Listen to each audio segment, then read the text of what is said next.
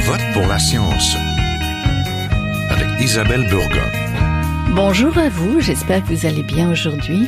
Impossible de ne pas regarder ce qui se passe chez nos voisins américains. Nous sommes alertés ces dernières semaines par les annonces frappant l'essor des migrants aux États-Unis. Déporter des immigrés sans statut, allonger le temps de détention ou ne plus accorder la citoyenneté aux enfants d'immigrés temporaires sont parmi quelques décrets adoptés récemment ou à la veille de l'être, destinés à modifier les politiques d'immigration aux États-Unis. Le sentiment anti-immigration est également en hausse au Canada et les politiques se durcissent. Jusqu'en Europe et même en France où le ministre français François Bayrou a même utilisé l'expression « submersion migratoire ». Que dit la science sur les changements de régime et leurs conséquences sur l'immigration? Nous en parlons tout de suite, ne bougez pas.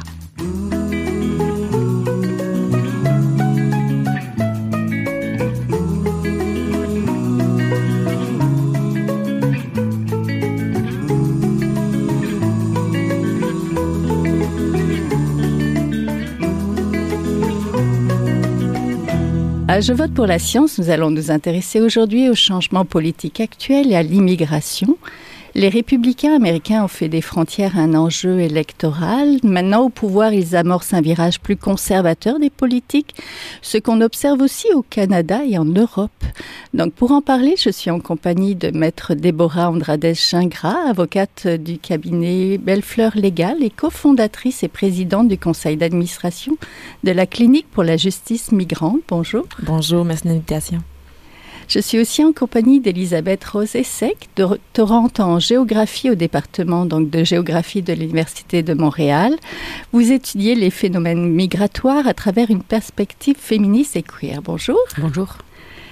On est en compagnie aussi de Fanny Martin, candidate au doctorat en sciences politiques à l'Université Laval et étudiante-chercheuse au Centre d'études pour la citoyenneté démocratique et au groupe de recherche en communication politique. Bonjour. Bonjour. Donc, Donald Trump a lancé une grande offensive anti-immigration. Il y a une criminalisation des migrants et des personnes sans statut sur le sol américain. Ce durcissement face aux migrants s'observe aussi au Canada, tout comme en France. Peut-être pour commencer, Madame Essec, vous êtes une spécialiste en immigration et vous êtes américaine. Comment vivez-vous ce qui se produit de l'autre côté de notre frontière? Très mal. Enfin, depuis l'élection, depuis l'inauguration, pour les écouteurs et écoutrices, je suis une personne, femme blanche, assez avec beaucoup de privilèges dans la société américaine. Mais même moi, je vis ça avec beaucoup de crainte, une anxiété qui monte en moi et dans ma famille, on ne peut pas le nier. Mais en tant que experte dans la migration, ce que je vois se passer aux États-Unis et aussi comme peut-être un indice de ce qui est en train de passer partout. On voit une montée du nativisme, du nationalisme qui suit un peu l'érosion des classes moyennes, des services sociaux, des gouvernements néolibéraux un peu partout dans le monde, ici au Canada aussi, en Europe. Et pour moi, cette corrélation entre la montée du nativisme et aussi l'érosion de la stabilité de nos sociétés vont ensemble et on voit une redéfinition de qui est un migrant et c'est ça qui me fait peur. C'est pas juste les politiques, c'est le sentiment il y a un nous qui est de plus en plus rétréci, de plus en plus petit qui se trouve dans ce nous et un eux qui devient de plus en plus grand et ce qui me fait peur, c'est qu'on ne sait pas quand cette redéfinition de nous et de eux vont s'arrêter. Oui, c'est ceux qui sont nés d'un côté et puis les autres finalement. C'est ça. On a vu dans les médias des déportations massives d'immigrants menottés. Maître Andrades-Gingras, au Canada aussi, on connaît des déportations de résidents permanents ayant perdu leur statut. Expliquez-nous ce qui se passe. Oui, en fait, au Canada, la déportation, c'est la fin, en fait, la fin du système. Si on ne peut pas rester, on doit partir. Mais ce qui arrive, c'est que ici au Canada, on n'aura pas ce qu'on appelle des déportations un peu spectacle, comme on voit, qui sert un objectif, en fait, pour Donald Trump. Oui. Ça va être assez caché et je crois qu'on est au courant quand c'est des cas qui sont médiatisés. On va entendre souvent des histoires de famille, des demandeurs d'asile, etc. Mais il y a aussi des résidents permanents. Je donne un exemple des personnes qui sont venues ici peut-être à l'âge de 5, 6 ans et même plus, par exemple, à l'adolescence, qui ont vécu une bonne majorité de leur vie ici et qui ne considèrent pas d'autres pays comme leur maison, mis à part le Canada. Mais si la personne a commis de la criminalité, alors là, c'est correct de l'envoyer, par exemple, en Haïti, malgré les conditions. Donc, on voit que lorsque le migrant, c'est drôle parce que quand on parlait de la définition du migrant, une personne pourrait peut-être rentrer dans le nous quand ça fait, par exemple, des années qu'elle vit ici, qu'elle parle, au Québec, elle parle français, sa famille est ici, que sa maison n'est pas ailleurs que le Canada. On pourrait penser qu'elle est dans le nous, mais dès qu'elle commet de la criminalité, alors là, elle est éjectée du nous et devient l'autre. Et là, elle mérite ce qui lui arrive parce que dès qu'une personne n'est pas canadienne, elle demeure dans le système d'immigration qui est basé sur, je crois, le mérite, des privilèges. Ce n'est pas un droit. Donc, dès qu'on a commis un impair, et on comprend là, la criminalité, je pourrais comprendre les auditeurs qui se disent oui, mais la personne avait juste à pas commettre de criminalité, tout simplement. Mm-hmm. Mais ça reste qu'une personne qui commet, oui, la criminalité, il y a un contexte aussi. Donc, c'est juste que on voit que quand la personne, on peut la mettre dans la catégorie de criminel. Je crois que Donald Trump, c'est ce qu'il essaie de faire. Ça vient justifier qu'on peut les renvoyer dans un avion militaire avec des menottes parce qu'ils ont comme on dit qu'ils le méritent. Ils ont commis des impairs, ce sont des criminels. Ça vient justifier une diminution des droits. Oui. Madame Martin, on va traverser la frontière et même l'Atlantique. Rapportez-nous un peu ce qui se disent les discours récents au sujet de l'immigration en France et en Europe, mais surtout en France. Oui, tout à fait. Alors pour répondre à cette question, j'aimerais juste un petit peu recontextualiser aussi par rapport à ce qui se fait en Europe pour les personnes qui ne sont peut-être pas au courant du contexte. C'est qu'on a vu une montée de l'extrême droite récente. Je pense donc à l'extrême droite qui participe au gouvernement en Italie, en Hongrie, et donc qui participe aussi à une coalition de gouvernements aux Pays-Bas, en Finlande, en Slovaquie, ou qui soutient le gouvernement sous une participation active en Suède. Et c'est dans ce contexte général en Europe que plus récemment, parce que voilà, c'est quand même important d'avoir ce contexte-là, que plus récemment, ces dernières semaines, en Allemagne, en Belgique, en France, on a remarqué donc des propositions et des mesures de restriction donc et de durcissement des politiques migratoires. Alors par rapport à l'Allemagne, on a vu donc une alliance entre la droite et l'extrême droite pour faire passer un texte de durcissement des politiques sur l'immigration et qui constitue en fait une façon de briser le cordon sanitaire, appelé aussi par feu en Allemagne, et qui représente un virage significatif au regard de l'histoire du pays. Et ça a engendré donc des manifestations massives dans le pays.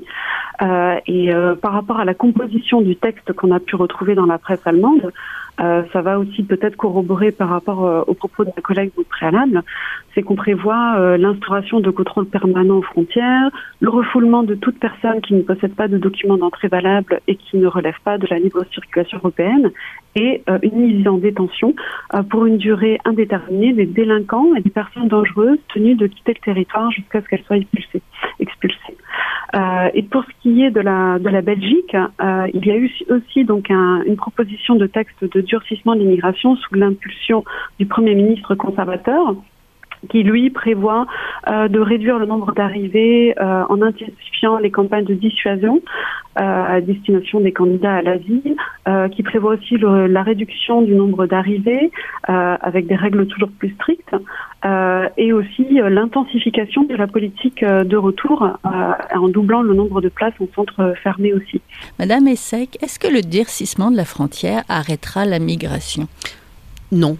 On a vu dans l'histoire, on a des données qui montrent que le durcissement de la frontière ne s'arrête jamais la migration. Mais ça change la migration, ça change les moyens que les personnes qui veulent migrer prennent pour arriver à leur destination. Et souvent, les choix qu'ils font sont de plus en plus dangereux. Donc, on voit dans le cas de l'Europe, par exemple, des gens du continent de l'Afrique qui veulent arriver sur les côtes de l'Espagne pour accéder à la libre circulation européenne, vu qu'il y a un durcissement de la frontière maritime en Méditerranée, il y a des gens qui partent aujourd'hui du Sénégal, de la Mauritanie, qui font des trajets en mer ouverte de plusieurs milliers de kilomètres et qui veulent arriver dans les îles Canaries, mais souvent, ils dérivent et ils n'y arrivent pas. Ils arrivent des mois après au Brésil, évidemment pas vivants. Il y a des gens sur la frontière canadienne et aux États-Unis qui, depuis la fermeture du Roxham Road, ils peuvent plus traverser genre une porte d'entrée non officielle qui est plus ou moins accessible. Donc aujourd'hui, ils sont en train de traverser en pleine forêt pendant une saison hivernale. On a vu une montée des morts sur la frontière américaine-canadienne depuis le changement dans le Safe Third Country Agreement. Je m'excuse de... Oui, accord des tiers pays sûrs. Merci.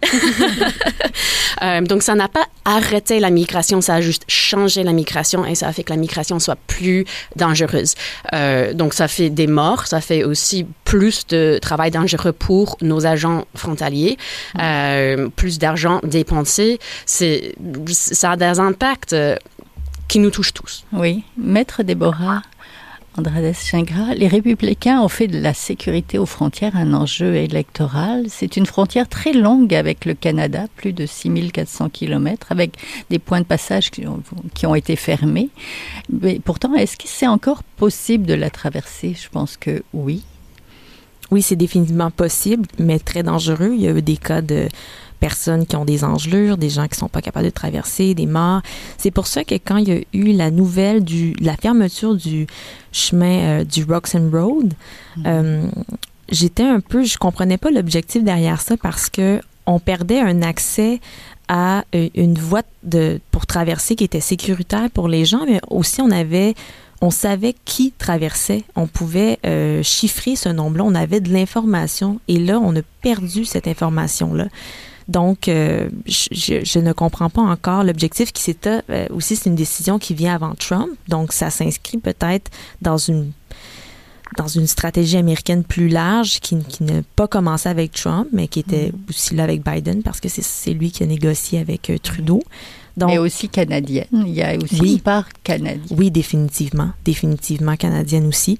Que ça, il y a eu des critiques par rapport à, vous vous rappelez quand durant la COVID, il y avait des autobus qui attendaient les gens, ils pouvaient les répartir dans les provinces. Il y a eu des critiques qui sont fondées, soit que les gens étaient envoyés dans des endroits où il n'y avait pas accès à l'aide juridique notamment, donc là, c'était pas une bonne chose, mais on s'entend qu'il y aurait pu avoir du positif de ça dans la façon de répartir les migrants à travers le Canada. Et là, on a aussi perdu cette possibilité-là parce que là, on ne sait pas qui traverse, il traverse où. Donc, il y a comme, je crois, un manque de vision ou quels sont les objectifs à long terme. Je ne comprends pas. Oui.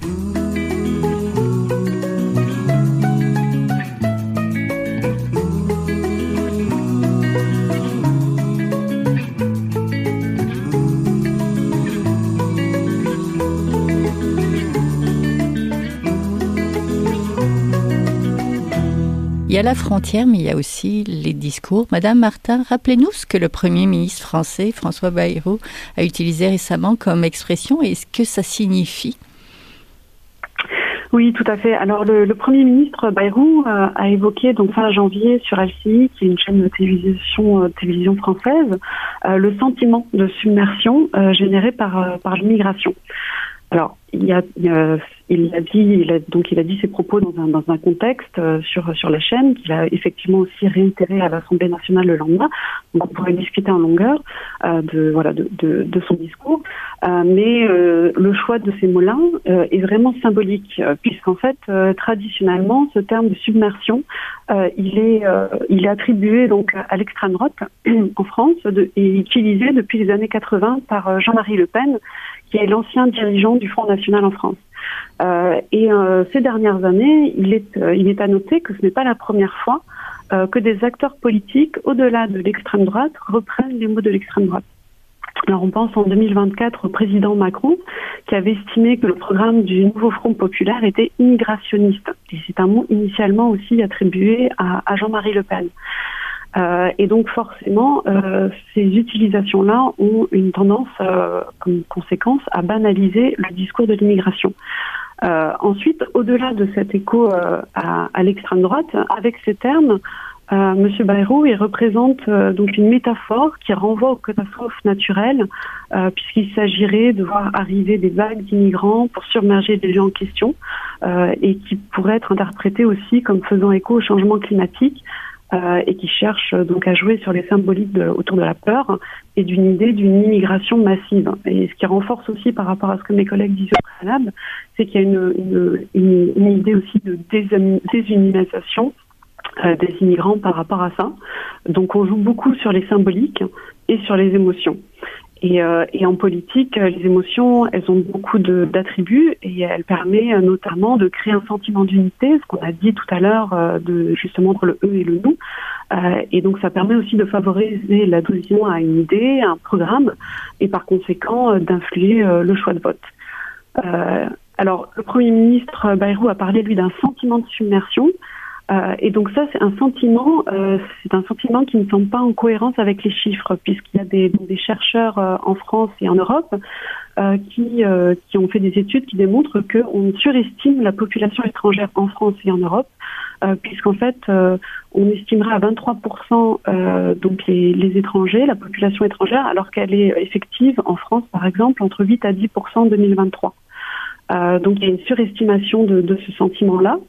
Et en plus de ça, j'aimerais aussi apporter une nuance, c'est que quand on parle de ce sentiment-là, on rentre en fait dans une idée qu'il y ait une droitisation des citoyens. Et c'est un phénomène qui est très complexe et qui reste à nuancer, parce qu'il y a d'autres travaux, je pense aux travaux de Vincent Tibéri ou de François Héran, mais plus particulièrement les travaux de Vincent Tibéri qui portent sur le temps long, et qui indique que les citoyens, dans l'ensemble, sont plus tolérants sur certaines questions, socio-économiques et culturelles, et notamment sur l'immigration. Donc tout ça reste à nuancer et à comprendre dans sa globalité. Oui, entendu. Madame Essek, on pourrait penser que le Canada a moins à se reprocher, mais il y a eu aussi des changements récents du côté de l'immigration, n'est-ce pas? Oui, le Canada, depuis 6 mois à peu près, a beaucoup changé son approche à sa politique migratoire. On a vu un cible pour le nombre de nouveaux résidents permanents à 500 000 il y a une année à peu près. Après l'annonce de ce cible, il y avait un backlash politique donc il y avait des nouveaux chiffres qui sont sortis il y a 4 mois, je crois, qui ont réduit le cible de 500 000 à un peu plus que 300 000. Et ça, c'était une chose qui a changé. Pour moi, la chose la plus écœurante, c'est la pause indéfinitive du programme de parrainage privé des réfugiés. Pour une des raisons que je suis venue au Canada étudier la migration, mais la migration forcée, c'est parce que le Canada est connu mondialement pour son programme de parrainage privé des réfugiés qui permet aux citoyens canadiens de s'organiser pour accueillir des réfugiés. C'est un programme qui inspire des modèles un peu partout dans le monde. C'est un chemin sécure pour des réfugiés. Syriens, par exemple. Exactement. Et pas que. Moi, j'étudie surtout la migration des personnes LGBTQ et il y a des organisations, des OBNL qui sont des agreement holders avec le gouvernement canadien pour amener des personnes LGBTQ au Canada pour avoir une protection. Oui, merci. Ce programme a été partiellement mis en pause pour les citoyens et pour les OBNL qui ne sont pas des teneurs d'un accord avec le gouvernement. Pour moi, ce que ça signifie, c'est on prend le droit des Canadiens de agir selon leurs mœurs, selon leur éthique. On prend cette opportunité d'avoir un impact dans le monde, dans la société. On voit comme une réduction des droits des Canadiens, des citoyens canadiens face à cette montée en sentiment anti-migratoire. Actuellement, il y a à peu près 400 lois qui sont en voie de passage aux États-Unis contre la communauté LGBTQ. Depuis l'ordre exécutif de Trump qui disait qu'il n'y a que 2 genres, toute la communauté trans est invisibilisée et n'existe plus aux États-Unis. Donc, est-ce que les États-Unis est un pays sûr pour cette communauté? C'est pas certain. Donc, si le Canada continue de respecter cette attente avec les États-Unis, on met en danger les vies des personnes américaines, aussi des personnes migrantes aux États-Unis qui sont plus en sécurité dans ce pays. S'ils traversent la frontière avec le Canada, ils demandent l'asile au Canada. Cette attente dit qu'il faut qu'ils soient refoulés aux États-Unis où ils sont mis en danger de déportation. Entendu. Maître Andrades Gingras, on sait aussi qu'il y a une augmentation des dossiers traités par le ministère canadien. Est-ce que si on a vu une croissance, et j'aimerais peut-être que vous fassiez écho à ce que nous a dit Mme Essek? Oui, absolument. En fait, par rapport au seuil, le fait d'abaisser un seuil fait en sorte, je vous donne un exemple, les demandes humanitaires, c'est des demandes de résidence permanente avec des motifs humanitaires. Maintenant, le délai de traitement est à 4 ans. 4 ans, c'est énorme parce que souvent, une personne qui dépose une demande humanitaire n'a pas de statut au Canada et n'a pas droit à un permis de travail. Donc, on parle de personnes qui demeurent sur le territoire sans permis de travail en attente d'une décision sur leur demande. On s'entend que le délai parce que le processus de faire une demande humanitaire, pour moi, il est correct, mais le fait que le délai devient aussi long, ça vient un peu rendre un peu caduque cette demande parce que une personne qui serait déportée avant, eh bien, la demande humanitaire, les derniers chiffres que j'avais, c'était 3% de chance de réussite. Donc, dès que la personne est déportée, cette demande-là, est-ce qu'elle va être acceptée? L'agent va dire, écoutez, vous êtes déporté, puis c'est tout, là. Donc, ça fait en sorte que, oui, les délais dans le système d'immigration, le ministère d'immigration, rend des demandes caduques, donc met à mal l'efficacité du système et ce que la loi prévoit comme des mécanismes que les gens peuvent emprunter. C'est dissuasif, finalement. Bien, en fait, c'est que les personnes vont dépenser de l'argent aussi parce qu'ils se disent, j'ai pas d'autres options. Mais un autre exemple que je peux donner, parce qu'une demande humanitaire, souvent, c'est des demandeurs d'asile déboutés, par exemple, mais il pourrait y avoir un Américain qui viendrait au Canada en disant, écoutez, je vais pas demander l'asile, mais je vais faire une demande humanitaire. Parfois, des Américains, moi, j'avais une dame, en fait, ses enfants avaient été enlevés par son mari. Elle était américaine, mais ses enfants avaient une vie ici, donc elle demandait. Elle a reçu la résidence permanente, donc c'est pas un obstacle d'être américain. Mais par exemple, une personne qui aurait fait partie d'un groupe qui voulait renverser une dictature. Et une dictature, c'est pas facile à renverser. Donc, dès qu'on utilise, par contre, la violence, on est interdit de territoire au Canada parce que on doit pas faire ça. On aurait dû le faire pacifiquement. Et il y a la notion de membre est extrêmement large. Donc, même si la personne ne participait à aucun combat, même si la personne n'était pas au courant des actions de son groupe, elle n'assistait qu'à des petites rencontres. On va dire qu'elle était membre, mais elle est quand même interdit de territoire. Mais on dit, il y a un recours, c'est la dispense ministérielle. C'est le ministre qui va se pencher sur votre demande et va dire, OK, je comprends, vous n'êtes pas un danger. Mais en ce moment, les délais, c'est 7 à 10 ans. Ah, c'est énorme, donc, c'est énorme, oui. Ça fait que le mécanisme est prévu dans la loi, mais est-il vraiment efficient? Oui, oui. Madame Martin, je vais terminer avec vous. Comment comparer les discours nord-américains et ceux issus de l'Europe? Une petite mise en perspective des deux, finalement. Oui.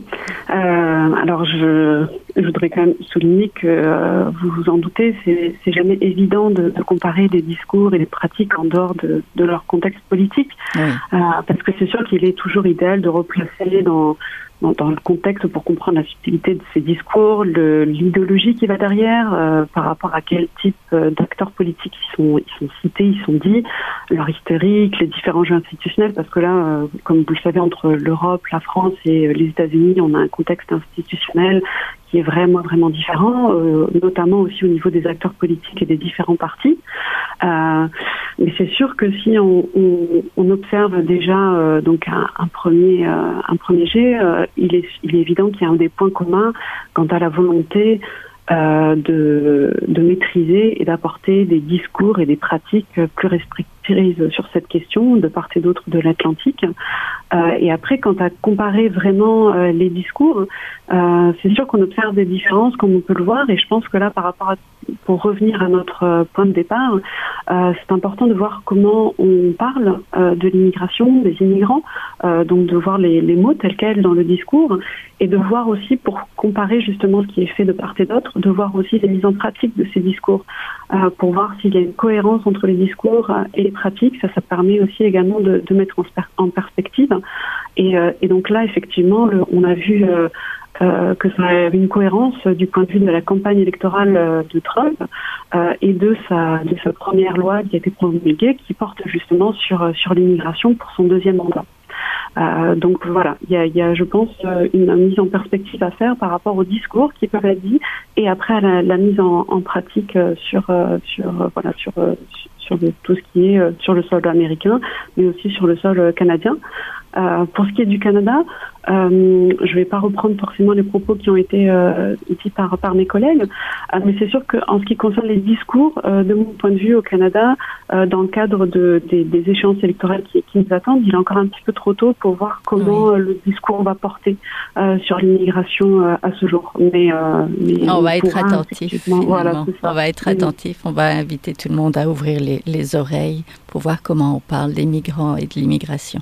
Donc merci beaucoup. On était en compagnie de Fanny Martin, candidate au doctorat en sciences politiques à l'Université de Laval, d'Elisabeth Rosessec, doctorante en géographie au département de géographie de l'Université de Montréal, et de maître Déborah Andrades-Gingras, avocate du cabinet Bellefleur Légal, et aussi cofondatrice, présidente du conseil d'administration de la Clinique pour la justice migrante. On mettra le lien. Merci.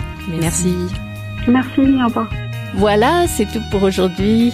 Pour Je vote pour la science. Je vote pour la science, c'est une production de Science Presse avec Radio VM, à la régie Daniel Fortin, à la recherche cette semaine, la réalisation et le micro, Isabelle Burguin. Si vous avez aimé l'émission, partagez-la. Vous pouvez aussi suivre notre page de Je vote pour la science sur le site de Science Presse.